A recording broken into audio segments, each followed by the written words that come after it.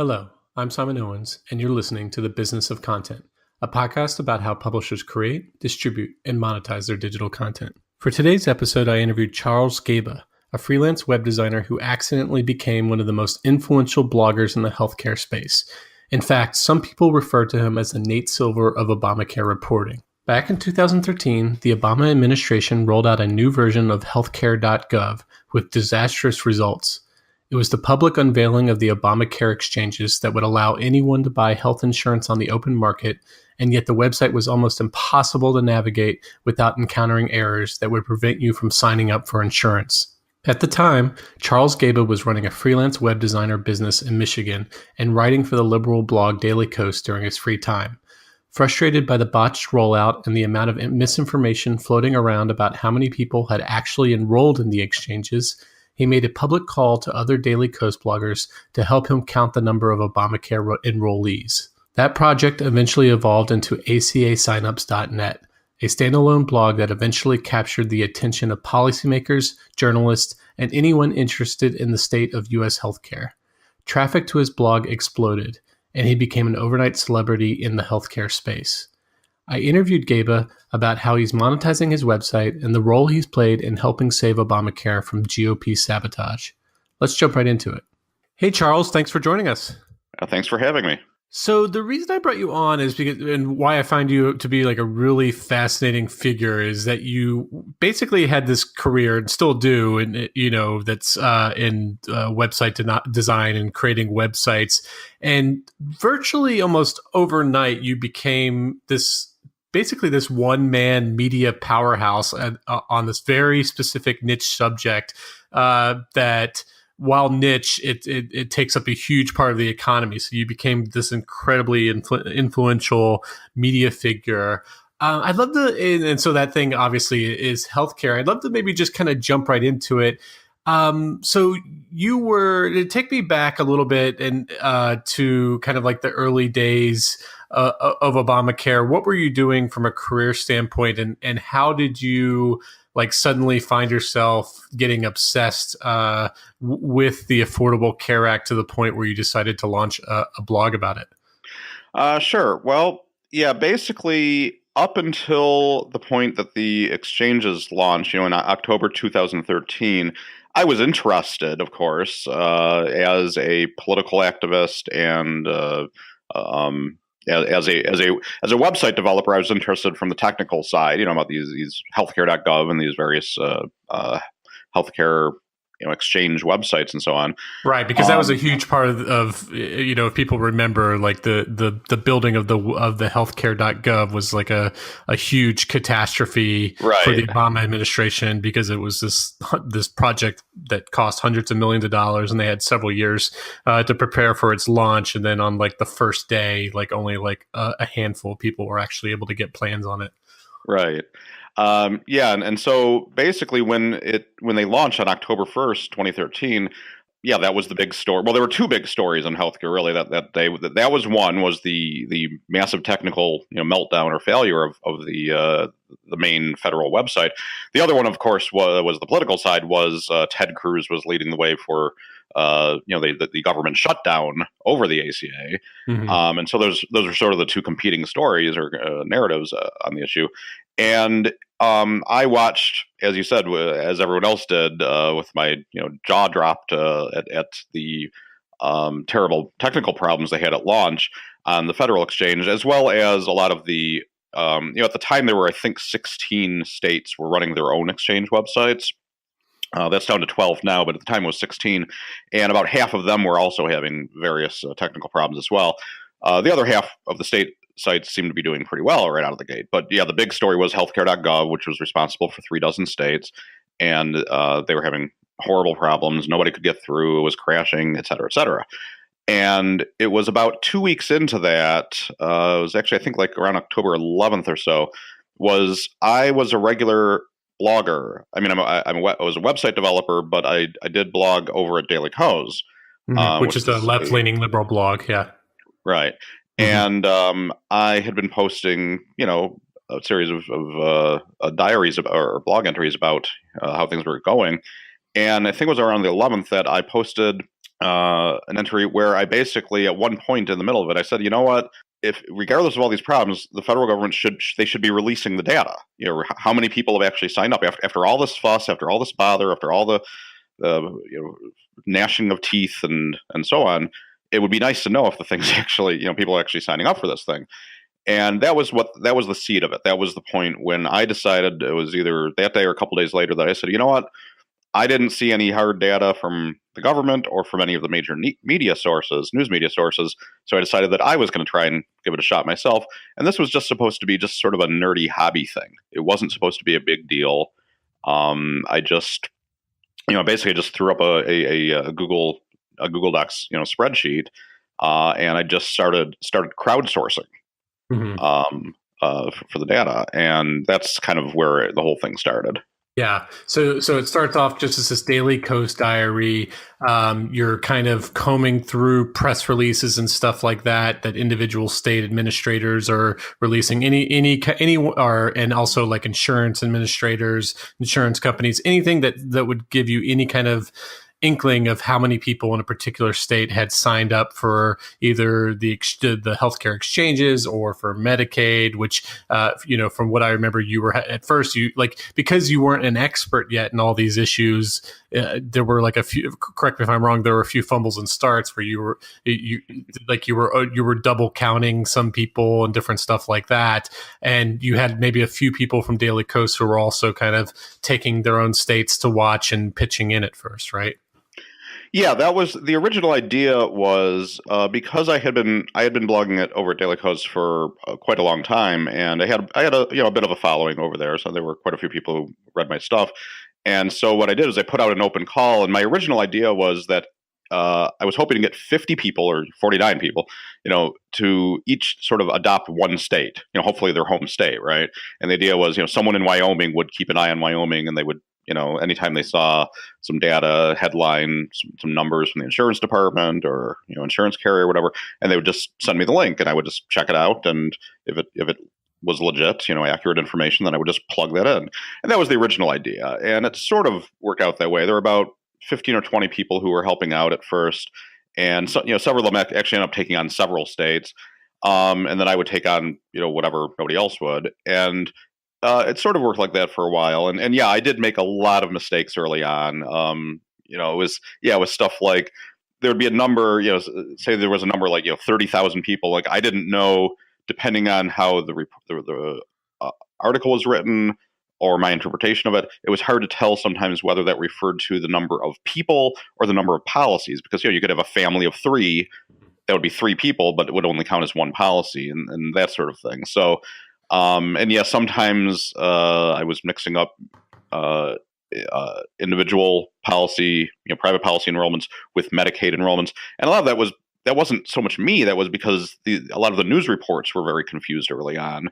And sometimes the reporter didn't know, or sometimes the person they were quoting was sort of mushing the two together, and that sort of thing. So it was, the first few weeks, it was a little chaotic, but it appeared to be the best that anybody had come up with, because that was the point that people started sort of paying attention and using my data as a little bit of a guideline. So speaking of that, so like at first, you were pretty probably obscure at first, only really known to the Daily Kos community. You eventually transitioned from Daily Kos to launching a website at acasignups.net, which I think at first was just a spreadsheet with updated numbers, but you eventually created a blog about that. Tell me about when you went from kind of being kind of obscure and only known to a small community to where all of a sudden you were being cited and closely followed by some of the most influential both healthcare reporters and policy people within the Obama administration. There was one great anecdote you told me about. I think on you woke up one morning and received an email or a text or something saying you were on your name was mentioned on MSNBC. Yeah, that was it was around, I'd say mid-December, around the second or third week of December. That was the point when it was about 6 weeks in to the first open enrollment period. The worst of the technical problems had been worked out, at healthcare.gov. I mean, it was still having some issues, but it wasn't crashing, and people were able to log in. They were able to enroll, and the enrollments were really there was a massive surge because if you the total enrollment period would last for 6 months. If you wanted your coverage to start by January 1st, then you had to enroll by December 15th. I mean, they eventually extended that, but that was the original deadline, was December 15th for January 1st coverage. So there was the site was working, people were enrolling, they were trying to get in before the deadline.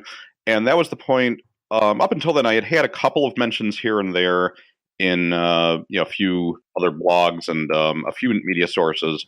But it was really around that point that there were two well-known healthcare reporters, Dan Diamond and Sarah Cliff. Dan Diamond, he's with Politico now, but he at the time was with some other, like a healthcare organization. I think it was called the Advocacy Group or something like that. Mm-hmm. And he made a mention of something that I had. I think he was writing at Forbes at the time, right? Or what's that? He was writing at Forbes at the time, right? Oh, right. You're right. He also wrote for Forbes. That's right. Yeah, he wrote a piece at Forbes that made a mention of my site. And then that same week, I think, Sarah Cliff, who at the time, she was with the Washington Post. She would later leave to help start Vox.com with Ezra Klein. Mm-hmm. And she wrote a piece at the Washington Post that was basically a profile piece about my work and the graph that I had been doing, graphing all the numbers and such. And I didn't know anything about it beforehand, but all of a sudden I started getting a bunch of traffic to the site, and she made a mention of me on Twitter. It was like, if you aren't following Charles Gaba for Obamacare stuff, then you should. And all of a sudden my Twitter feed just started bing, bing, bing, bing, bing. I suddenly went from like 100 followers to a couple thousand, I think, within a few hours. And that was sort of the piece that I think really sort of got people's attention to a wider audience.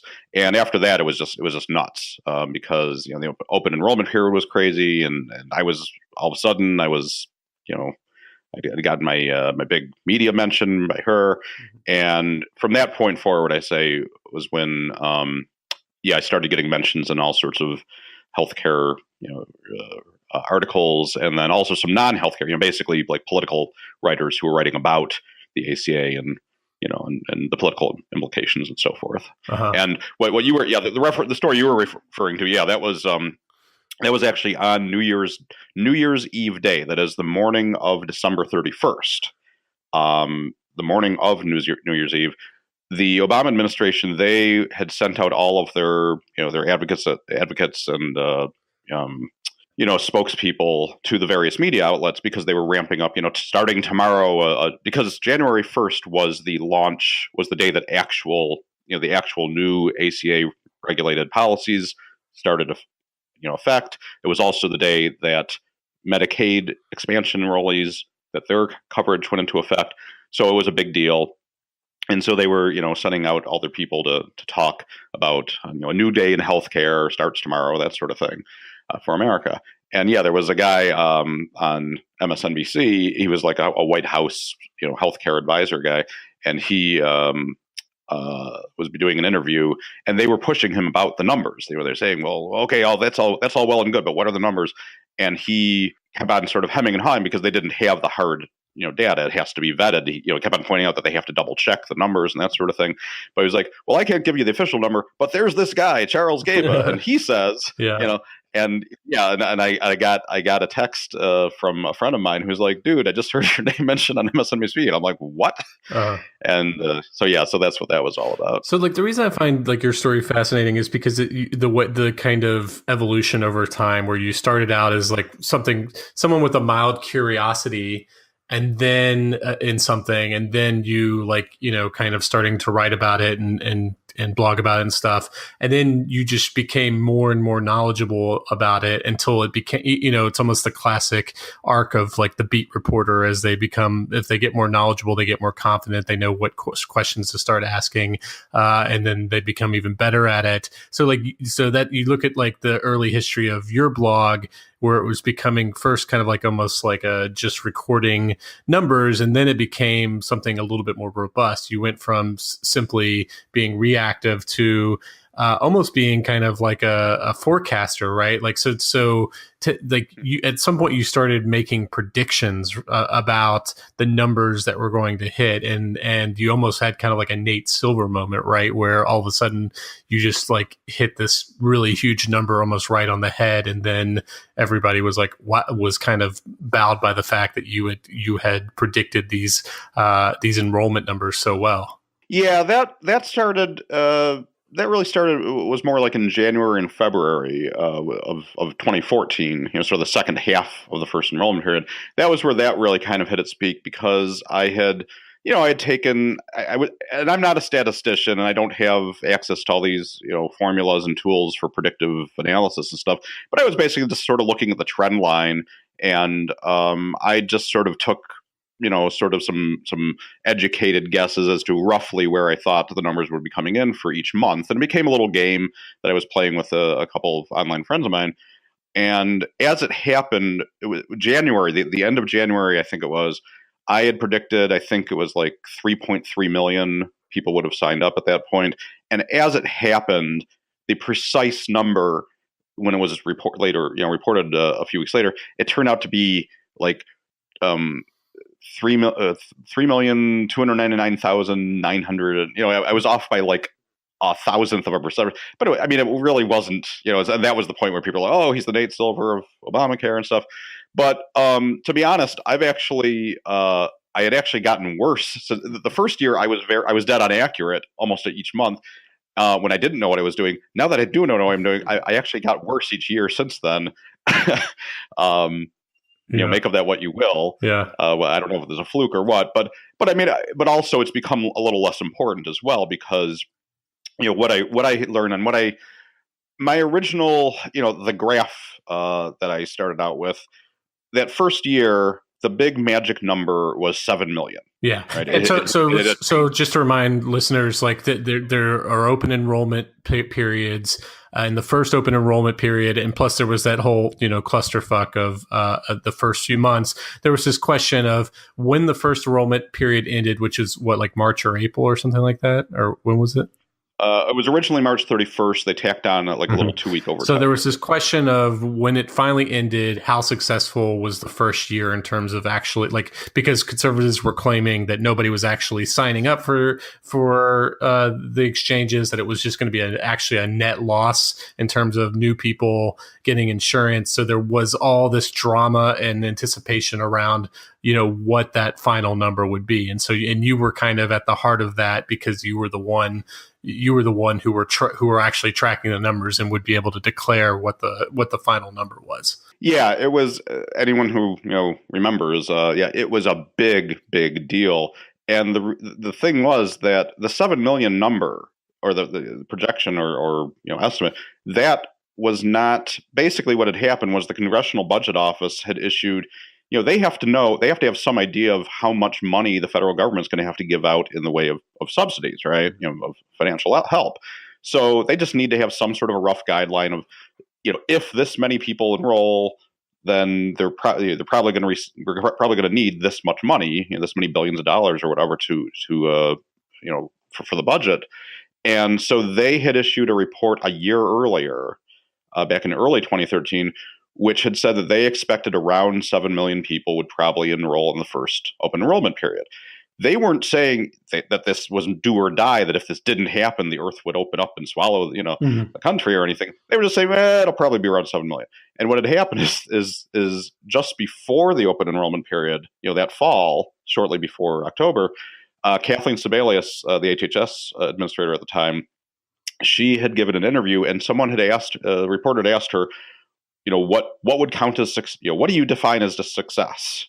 And her response was, we think success is 7 million people, enrolling by March 31st, right? And the media took that ball, they ran with it, and all of a sudden it became, if they don't hit 7 million, then we're all dead. Then it's just a disaster, it's a catastrophe, and so that became like this like all important, all powerful number. And the reality is that, it certainly would have been, it's certainly better to get more people enrolled than fewer. But it's really more about the risk pool. If you have 7 million very sick people only enrolling and nobody who's healthy enrolling, then that's worse than 5 million people, but where you have a good mix, healthy and unhealthy. So either way, so there was a lot of anticipation. We're getting up to the date where it's closing. Tell us about what was happening to the traffic to your blog during that time. Yeah, it started going nuts. It was towards the end of March, because again, the original deadline was March 31st. And as that approached the last 2 weeks of March, traffic went through the roof. I went from getting 1,000 or 2,000 visitors per day to 20 or 30,000 per day, which again for me was a big deal. Yeah, for just a single super niche blog, that's a lot of traffic. Right. Yeah. And I was getting mentions all over the place. I was doing interviews left and right. I was on NPR a couple times. I was interviewed by Rolling Stone. I was interviewed by Newsweek, and so forth. Paul Krugman, of the New York Times, of course, he gave me a couple of nice shout outs as well. And it was insanity. And it was a few days before the end of March was when they announced that they were giving a 2-week overtime period. And what it was it wasn't a full extension. It was basically if you had started the process by midnight on the 31st, then you were allowed, you give the next 2 weeks to wrap it up, to finish the process. And so, so the last 2 weeks of March and the first, 2 weeks of April, it was just sheer insanity for me.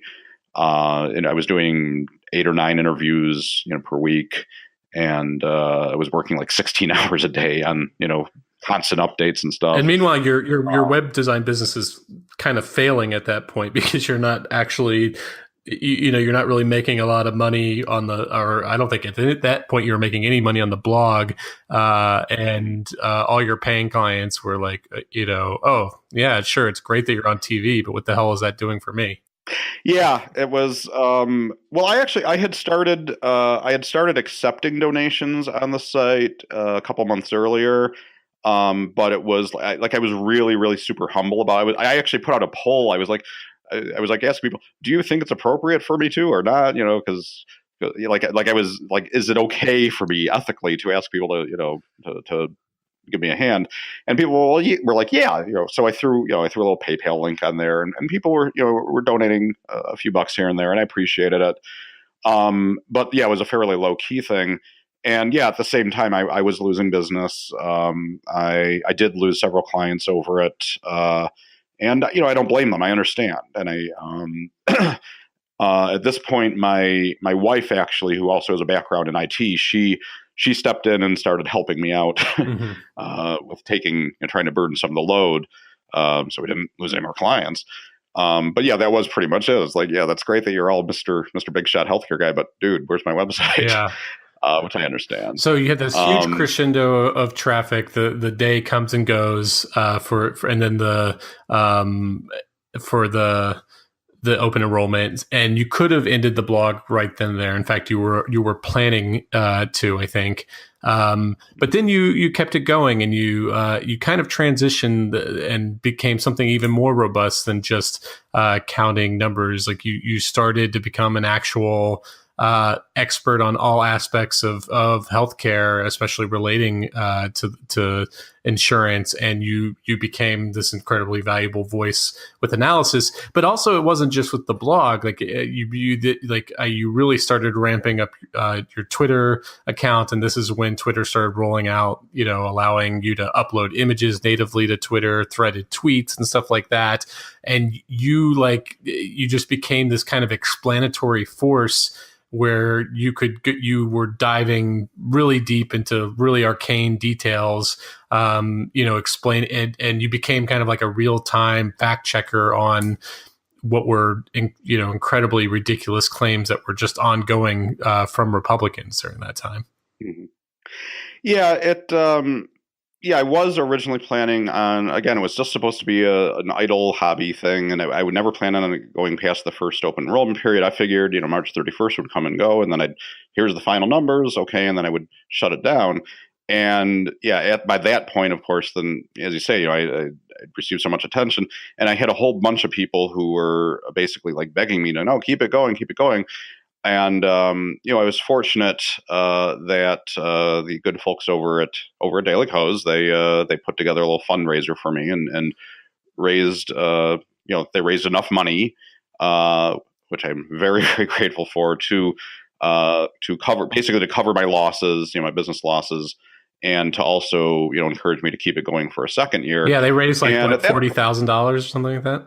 I think it was 50 something. Oh wow! Yeah. It was a substantial amount. I mean, I was like, because they had asked me, they were like, hey, we were thinking of doing this fundraiser, and I was thinking, okay, well, thank you, I appreciate it. I figured a couple $1,000s, and I'm like, that'd be very nice. And then I was like, wow, okay. And yeah, so it was, so that kept me, inspired me to keep it going for a second year. And by that point, the blog I hadn't really started the blog until around January or so either. Because as you said, before that, it was just here's a graph and here's a spreadsheet and that was it. And then I started moving my blog post from Daily Kos over to ACA signups. And I started sort of dipping my toe into actual policy analysis, not just here's how many signed up, but here's why this state is doing better than that state, or why I think they may be, and that sort of thing. And so I started learning more and more about how it all works. And online, a lot of this I got from other people. There's an endless list of people who I met on Twitter, of actual healthcare policy experts who actually have experience in health insurance and actuarial sciences and health policy and stuff, who they were teaching me. I was learning from them what all of this stuff means and how it all interacts with each other. And I tried to keep it fairly non-political, or to the extent that I could, up until I'd say around May or June, a few months after the enrollment period ended.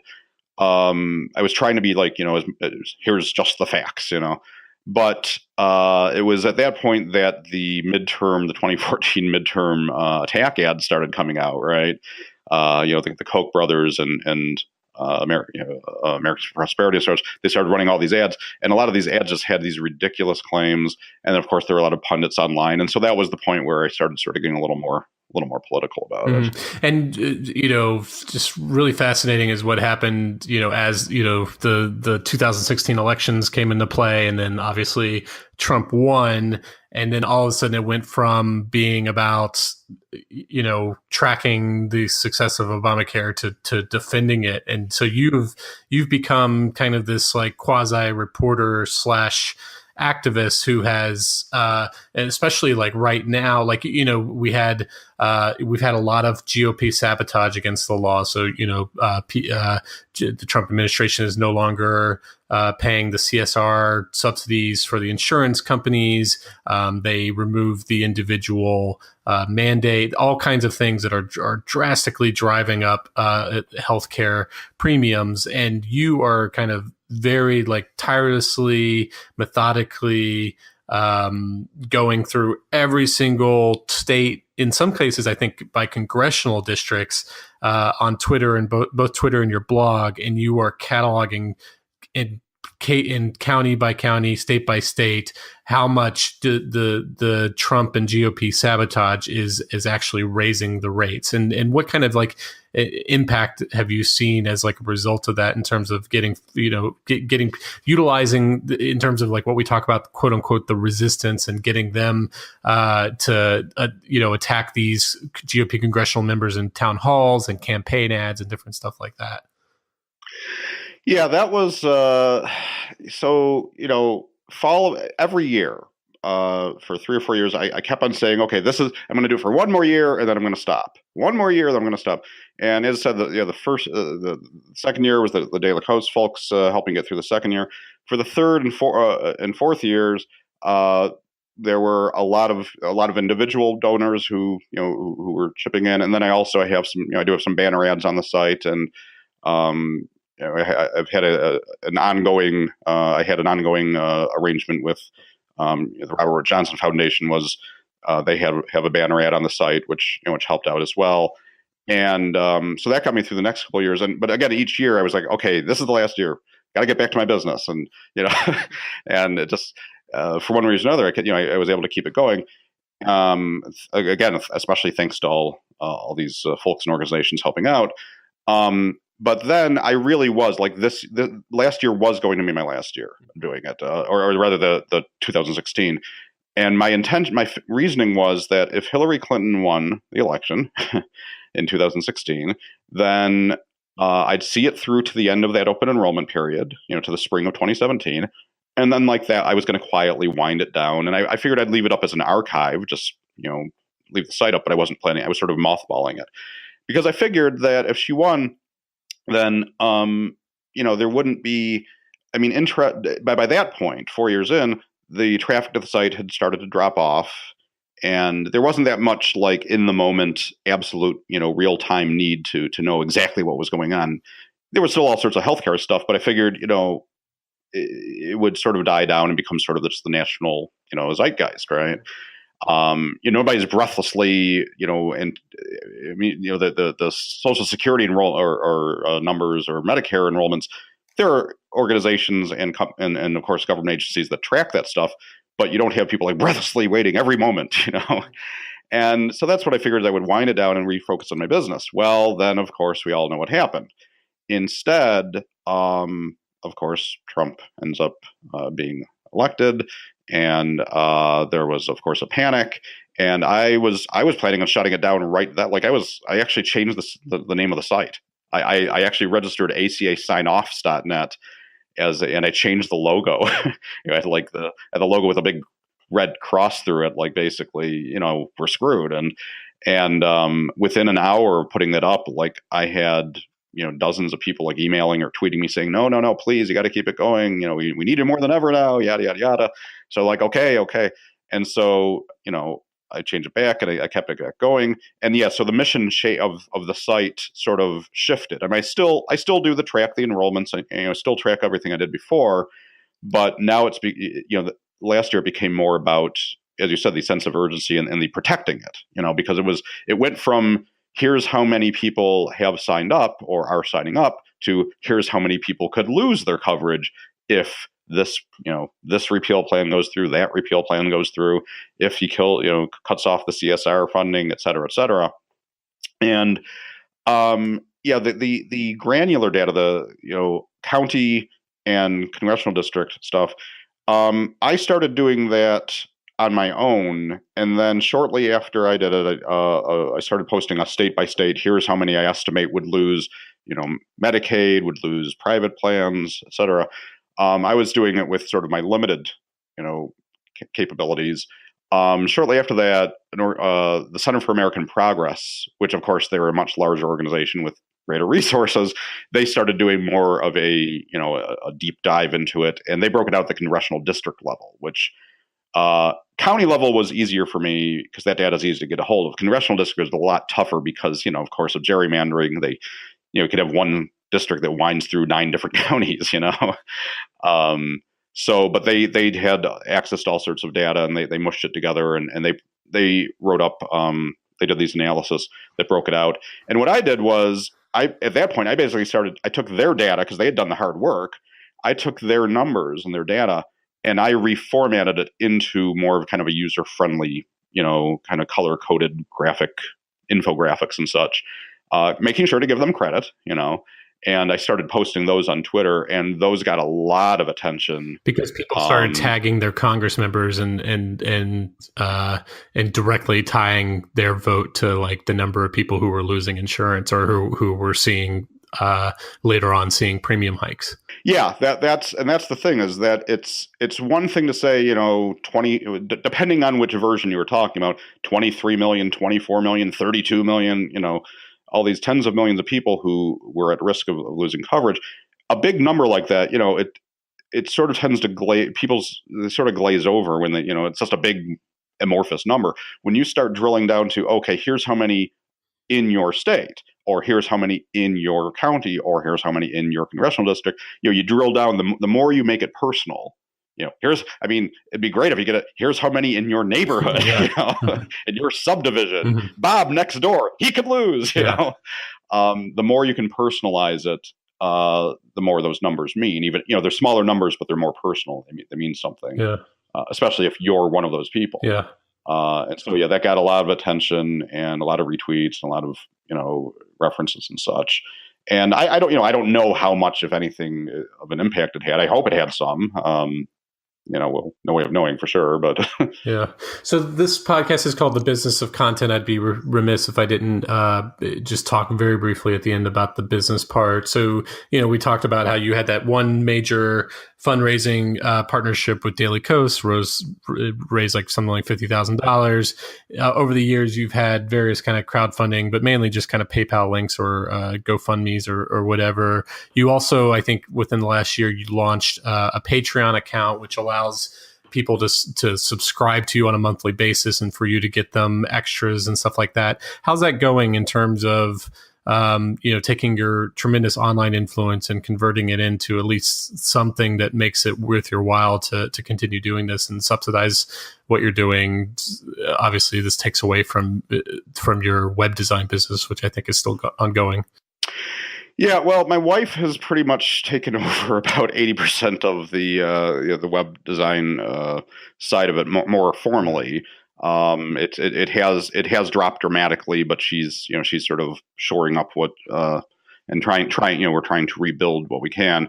That was one of the big decisions I had to make last year. I was originally planning on winding it down after the fourth year, and then this happened, and I had to make a decision: am I going to shut it down, or am I going to redouble and actually try to make it into a full-time, long-term career?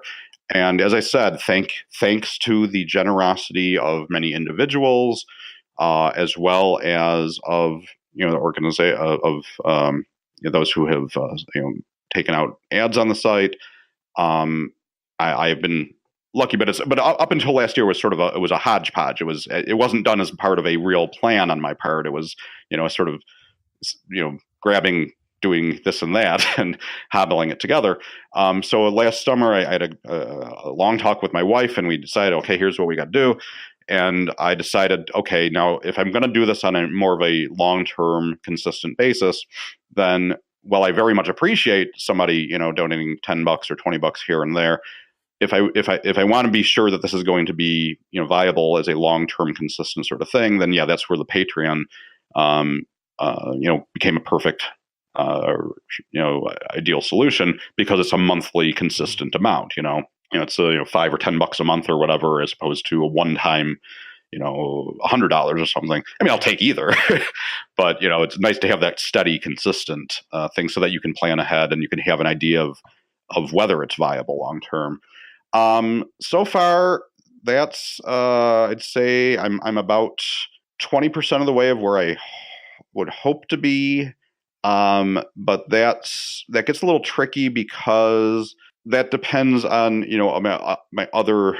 I mean, my ideal in my head, my ideal would be to be able to rely purely on to have like a full, substantial, decent income purely based on individual donors, on a monthly recurring basis. And so I launched that back in, I think it was August or September of last year, and I've got about 140, I think, people who are regular supporters on a monthly basis, of which you were the first, I believe. And thank you. I don't know, maybe that's a full disclosure thing. Thank you very much. I greatly appreciate it. Yeah. So again, I'm incredibly grateful to all of them and to all of you. But I don't know that that's going to, like I said, I'm a portion of where I would hope to be, but I suspect there are, sort of limits. I figure I would need about another 700 people, 700 or 800 people, I think, to on top of that, to make it a full, fully reliant career. And I think this is, that may be. and a I think too that much speaks to, something that kind of woke me up is that, like, we're hearing about the success of subscriptions, and people are supposedly, where everybody's willing to start paying for content again, but it's still like a very difficult market out there. So like even someone like you who has tens of thousands of people following him on Twitter, who has really kind of owned a niche and even built up a fan base, like the fact that like even you were kind of struggling to get to the subscribers to where you could completely replace your income, especially on something that's so impactful as healthcare, shows to like how difficult it can be to training people who are used to getting stuff for free to saying, hey, this actually costs money. Yeah, it's well, as I said, it was a little, especially the first year. Where, I said when I was first hesitating about taking donations, part of the reason for that at the time, and this is going back 4 years ago, was that at the time, there were a lot of other people who were helping me, who were like I said, I was doing the crowdsourcing thing, and I was sort of just compiling their information or their data, and it felt almost wrong to be like, well, they did a lot of the work, and but at the same time, that's since then it's really been more. I've taken over more and more. There's fewer people contributing, little bits of data, and more of it's just me doing it on my own. People still do help out, but again, I've become more comfortable with that because, at a certain point, if it's taking a lot of time of your day, and again, I want to stress that, as I said, the folks at Daily Kos, that big fundraiser they had for me, and then since then. I do have this. I have had this banner ad agreement with Robert Wood Johnson, which has been very helpful. But it's in terms of relying. If you're talking strictly about individual donors, individual subscribers, it's tough. It is very tough to get a full, fully. It's a very nice supplement. And I'd love it to be full to cover to cover the full amount, but I suspect that's going to be difficult. And I saw you raised like another 20,000 on GoFundMe or so. Well, that's over. Yeah. Yes, but that's over a 2.5 years or so. That's the thing. The thing about GoFundMe is, and again, I appreciate it greatly. It's a great platform. Is that I suspect, I don't know what percentage it is. But I know that usually it's more of sort of a one-time, here's so-and-so's house burned down. Please help them. And so it's more of a ongoing fundraising with it. Right. And so you set, so I put a, they're like, well, what is your goal? I'm like, well, my goal, if I'm using GoFundMe as a platform, well, my goal, my life, if I want people to support you for the next 40 years, I don't know, a couple $1 million would be nice. So I just, I picked a number, and so it's just gradually been edging up there. But again, that's over like a two or 2.5 year period. So it's, it's not like I got $20,000 last week. Yeah. So it's like a piecemeal thing. You're making at least some subsidizing of your income between PayPal, GoFundMe, Patreon, some banner ads, and I think you also picked up some like freelance writing for healthcare publications. But it's still a tough market out there. But it seems like you're going to continue doing it, and hopefully, you reach that point where you're able to make it worth your while. Yeah, it'd be nice. All right, well, Charles, those were all the questions I had. Thanks so much for joining me. Where can people find you? Well, the website itself, of course, is acasignups.net. And if anyone would like to, help out, you can find me at patreon.com/Charles Gaba or GoFundMe.com/ACA And you're also signups. super active on Twitter. And there's also, well, yes, of course. Yeah. Twitter is at Charles_Gaba is my Twitter account. Make sure to include the underscore because, there's some other Charles Gaba who has it without that, and I'm sure that they're probably annoyed at getting the occasional tweet. Yeah. All right. Well, thanks so much, and this is a lot of fun. Oh, likewise. Thank you. Appreciate it. Okay, that's all we have for you today. Be sure to subscribe to the Business of Content on iTunes or wherever you get your podcast. See you next week.